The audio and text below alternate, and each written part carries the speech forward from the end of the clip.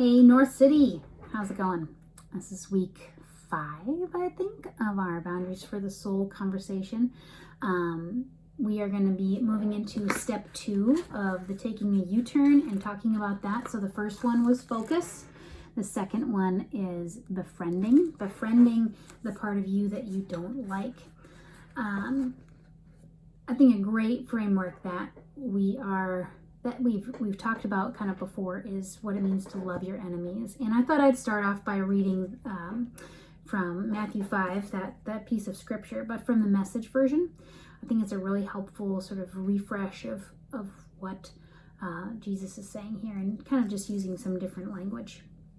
So some from chapter 5, 43 through 47. You're familiar with the old written law, love your friend, and its unwritten companion, to hate your enemy.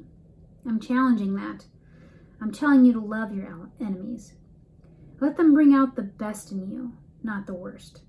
When someone gives you a hard time, respond with the energies of prayer, for then you are working out of your true selves, your God-created selves.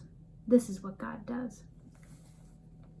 And I love that framework because, Jesus is specifically talking about loving people, but what does it look like to love these parts of ourselves that we're not proud of, and to try to understand them like we try to understand and love our enemies?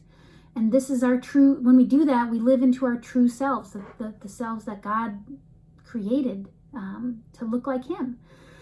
And this work is befriending, and yikes, like who wants to befriend their enemies, right? Like the scripture goes on to say, like, it's easy to love people that you like. It's easy to love the parts of you that you appreciate and you're proud of. But what about those parts of you that rear their ugly head? How do we befriend them? Another way of thinking about this, and that I think is true to North City's mission and the way that we approach doing church and living our lives, is out of a concept of hospitality.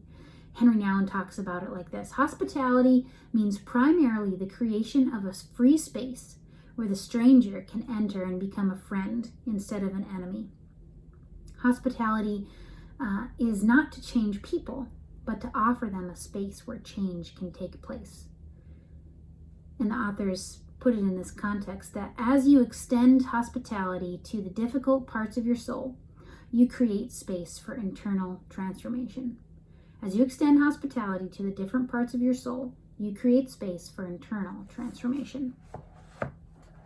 So, befriending is similar to creating hospitality to these parts of yourself, and we do that by creating the space of transformation. We do that by changing. But this is slow work. I don't know if you have experienced this, like a frustration of, okay, I've gotten curious about these parts of me and I've identified them, but now I just want to say, like, when will these parts change? Well, similar to developing a relationship, a friendship, it takes time. It takes years. That's not the news that I want to hear. I want to change these parts of me, right? But that requires years of collaboration with the Holy Spirit.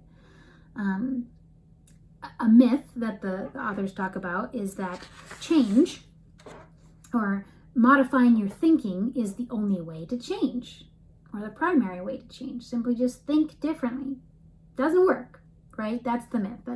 But a lot of times we approach change like that. Okay, I just need to think differently about these things, and then I'll notice the way that my life can change from there.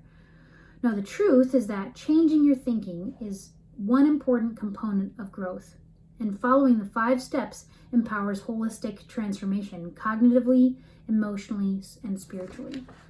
We need to focus on these things, befriend them. We need to invite Jesus to be near.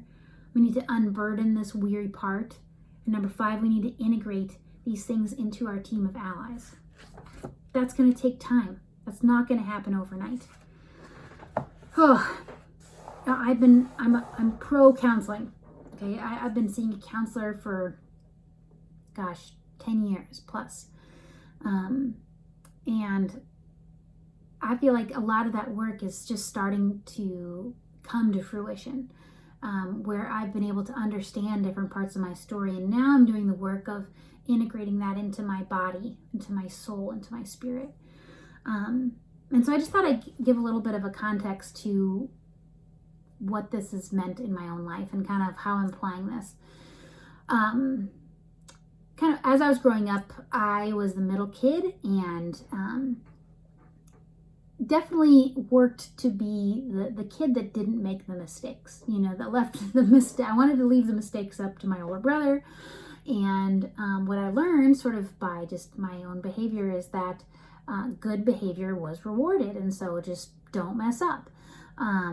Stay being the good kid. And, I would say a lot of that came to fruition in high school, where I was trying to be a straight A student. And then when it came to applying for colleges, I had to take those standardized tests that basically everyone does.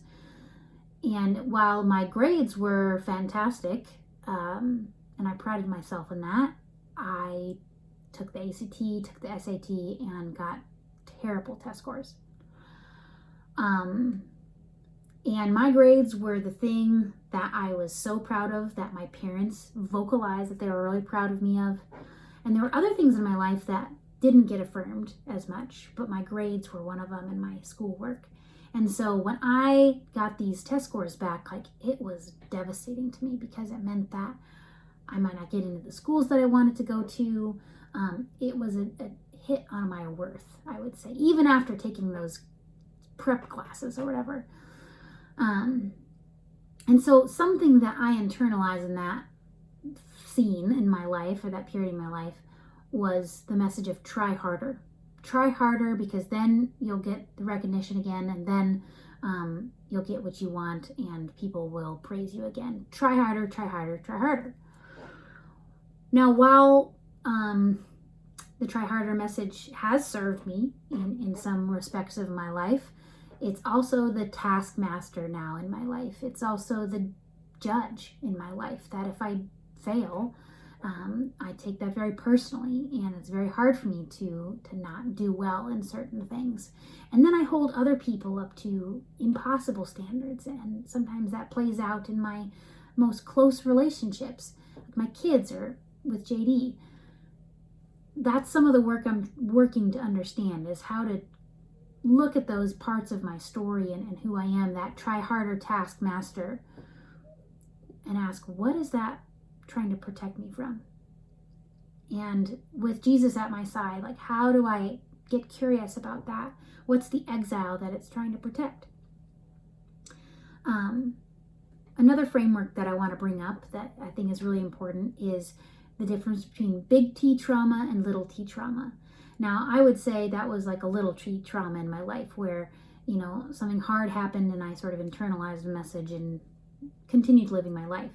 Bigger T traumas might be a absent parent, alcohol and drug abuse in the home, sexual abuse. It doesn't have to be growing up, but just parts of your story. Those are things to pay attention to, because that's where a lot of our protectors come from, and that's where our exiles are found. And I just want to advocate for, if you've never seen a counselor and you're doing this work and this feels really overwhelming, this would now be a good time to reach out. Honestly, counseling has never been easier. Having telehealth that you can just use your phone or do it right from your home. So if you need a list, please let me know. I would love to help provide that. But maybe that's helpful language, that there's little traumas and big traumas in our lives. And that's where some of these protectors and exiles come from. And so how do we befriend these parts of ourselves, right? How do we seek to understand and do this integrative work? The questions that I want to offer you are these two. So I'm going to read a quote, and I want you to take a little time to respond to this quote, maybe write down a couple initial responses. The quote is, "Every part of you is valuable and worthy of compassion." Now I want to say that again. Every part of you is valuable and worthy of compassion. Now, some of you might be saying, what about sin? I would say, and if anyone wants a little more context on this, I'd be happy to offer some resource. Sin is the distortion of what is good, whether that be by choice or something that happens to us. The distortion of something good that God intended for good, and Satan using that, and us falling into that trap. And so every part of you is valuable and worthy of compassion. But how do you respond to that? Do you believe that? That's the first question to reflect on. The second one is, what changes in your life is Jesus inviting you to make, so that you can befriend these unwanted parts of yourself? What changes in your life is he inviting you to make so you can befriend these unwanted parts of yourself? That could be exercising to integrate the body and the soul, because so many of us are just disjointed in that, and we need some space for that. For me, it's carving out reflection times, because my life is so loud and chaotic, and it's really hard for me to find time for myself, but I have to fight for that margin, as we talked about this last year. Maybe it's visiting a counselor. Maybe it's inviting someone into this work with you so you're not alone. We can't do this by ourselves, right? Those are just some ideas in terms of what Jesus might be inviting you into, but only you can answer that. So what is it that Jesus might be inviting you into? Lastly, I want to close with Psalm 23, a verse from Psalm 23. And I love this imagery that in Psalm 23:5, it says, "You prepare a table before me in the presence of my enemies." This is a picture where our enemies aren't outcasted from the house that we're in, outcasted from our soul. They're invited to the table to get to know them, not to, befriend them in the sense that we condone what they do and say. Like, it's not great that I judge myself or others, but how could I get to know them so that I can love them and so that Jesus can heal them? So I love that imagery. I encourage you to maybe reflect on Psalm 23 as a way of entering into this work of befriending these parts of yourself. So looking forward to discussion with you guys.